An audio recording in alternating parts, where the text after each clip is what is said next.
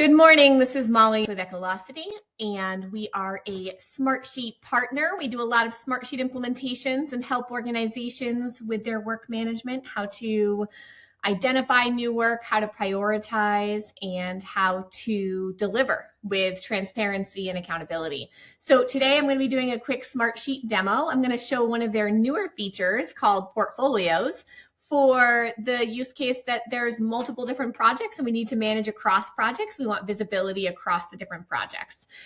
So I'm going to start off on the left-hand side of the screen. I have this create button. And if I click create, it's going to give me a couple of different options. You'll see that there's a new option called portfolio, and that's what we're going to be focusing on today. When I go ahead and do this, I'm going to kind of walk through creating the portfolio, and they have just a little bit of marketing content around any of their new features. Think of this as kind of like this really high level training. There's some great resources online. I'll try to share them later about the portfolio feature. But again, as long as you understand the use case of there's multiple different projects you're trying to manage and report on them up. Echo has done several different implementations where we show you how to use the workspace reporting functionality to get there. Smartsheet is now rolling out a portfolio feature that allows us to add new projects and have those added to our reports. So it's actually this kind of halfway in between some of the workspace reporting that we had been doing and their add-on of Control Center, which is a more robust governance program. This portfolio feature sits right in the middle, which I love for a lot of our clients. Again, reporting across multiple projects and making it a little bit easier to do some of your dashboarding. So I'm going to go ahead and create a portfolio together today, and we'll talk about some of the great functionality, but also some of the limitations of this and why some organizations still are going to move, again, towards that Control Center, which is that additional licensing component and things like that. So what it has done is a couple of different things, right? It's created a portfolio for me. You'll see that it's untitled over here. And it also has provided me a couple of like quick training hints and everything like that. So the first thing it's telling me is that, oh, by the way, you're going to want to create a template for a project. I want to call out the template is it's not a single sheet or a single asset. A template set is going to be a series of assets. So a typical project template set would have a project plan.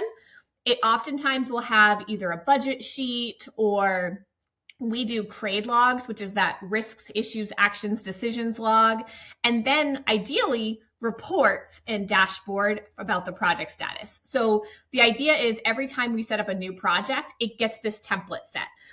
If you're already in Smartsheet and you've been doing it for a while, oftentimes we put those template sets in a folder and we'll save as new to create a new project and then just do some like initial configuration. This is Smartsheet kind of streamlining that process. So customize the starter project. You can open your template or you can create your new project. So for right now, I'm going to go ahead and open the template and see what they created out of the box for me. Okay, so they created a project dashboard, a project plan, and a RAID log, and a My Work dashboard. This My Work dashboard is super important. If your current Smartsheet solution does not have this, this is the #1 thing I recommend to clients and to teams that are using Smartsheet.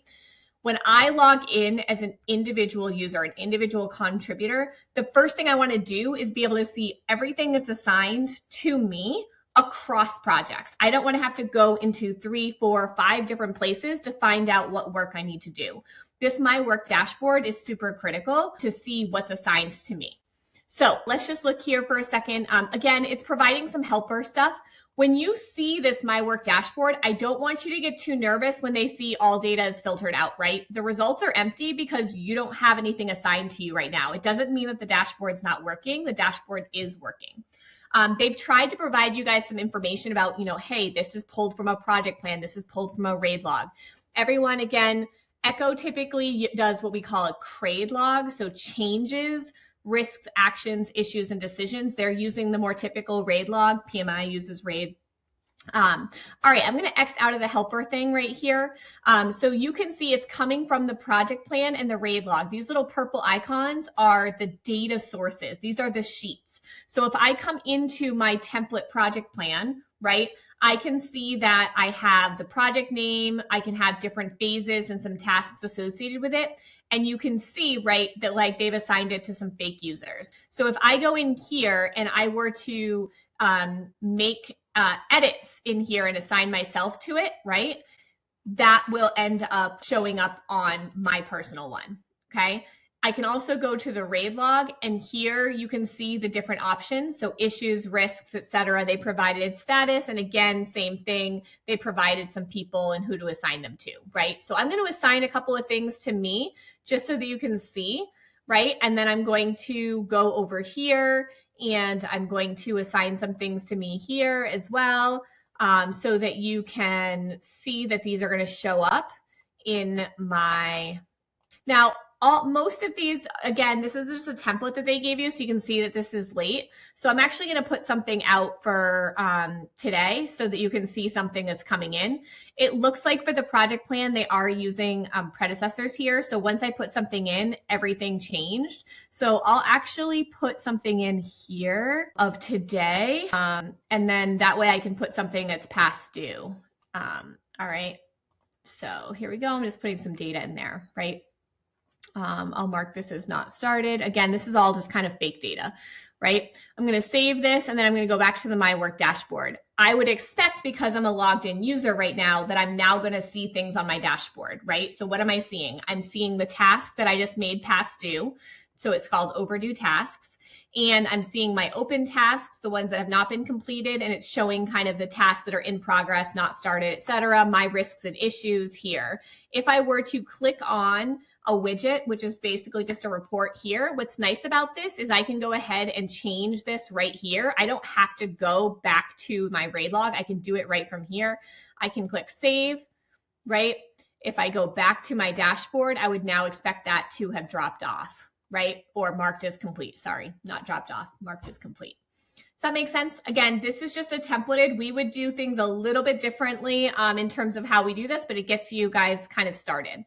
All right, these reports are the reports that are showing up. See, they even say dashboard reports, dashboard charts. These are what is showing up on the project dashboard and the My Work dashboard, okay? If I go to the project dashboard, I'm seeing information about this project, right? So I can add a project lead in here. I can add different information. So they've created this project lead as a field for the project as a whole. So if I put myself as the project lead in this case, right, and I save this and I go back to my project dashboard, I would now expect the project lead to show up there. Does that make sense to everyone? So basically, this is just pulling information from these two data sources of a project plan and a RAID log. All right. Now I can add additional components to this project charter. Okay.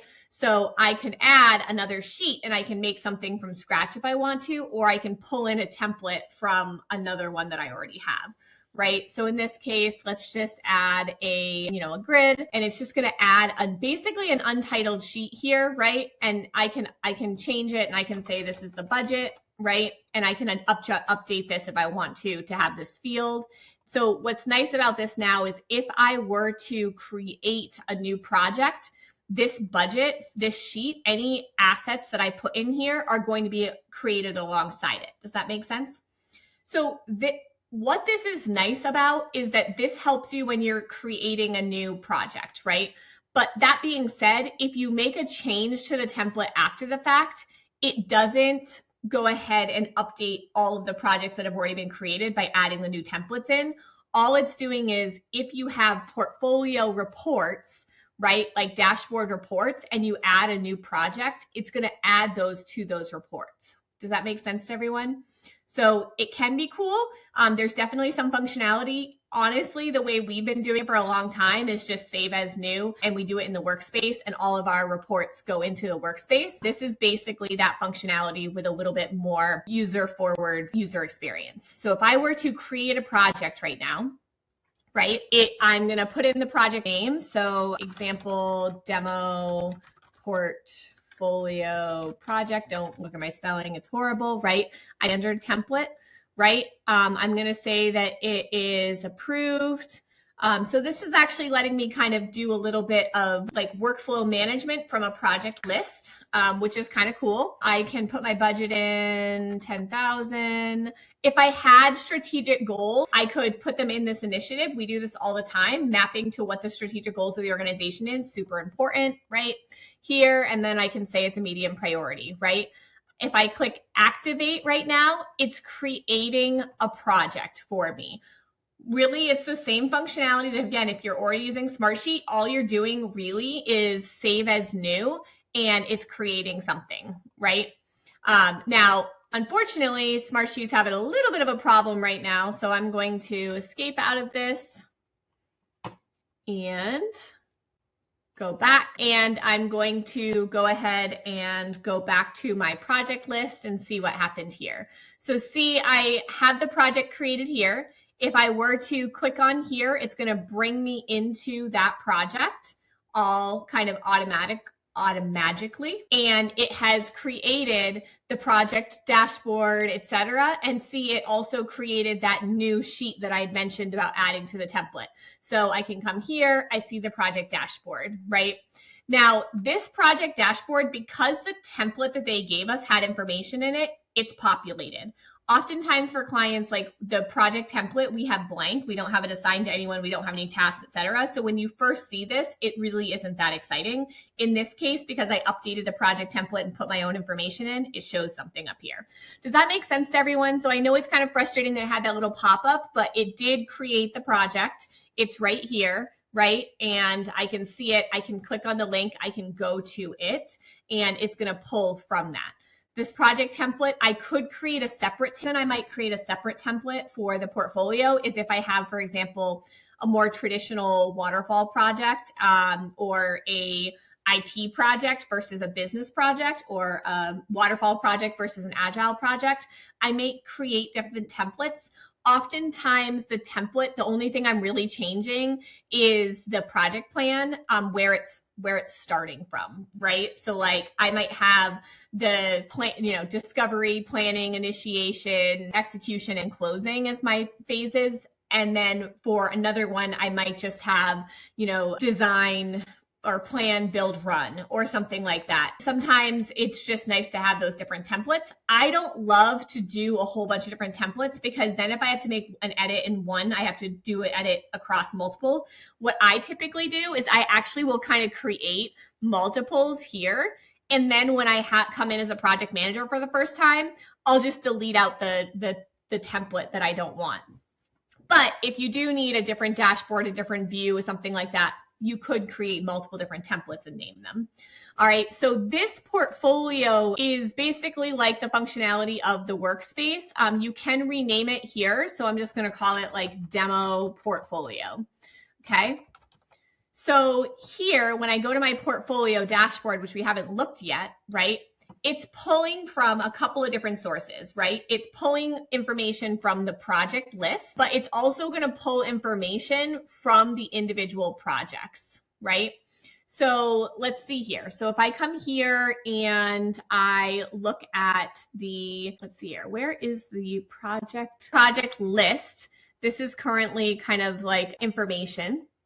I can look at it in a table view instead, and that's going to be like a little bit more familiar to me. I can see the different columns and things like that, right? I have the different projects. You can see this project is linked here, and here is the status of this, right? I can go ahead and make edits. So like, let's say I wanted to edit the dropdown so that it's not experience growth, etc. I can go ahead and edit that here by giving some new options, right? So I can say brand, for example, right? And apply. So now there's a new option here. You can, I didn't save it. Sorry, that's on me, right? So this is name, drop down, I'm gonna color code it. Okay, apply. And now if I go to the drop down, it's not giving me this option, but I can do it here, right?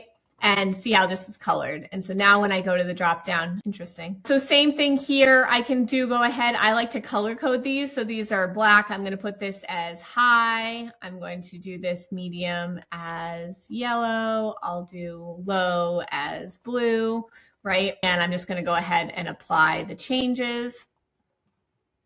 Right, and it color coded. I can add some new columns here. The way that they're adding these, it reminds me honestly of a couple of the other work management platforms, right? You'll see that there's some new functionality in the AI powered piece. If you haven't explored this, you can definitely do this.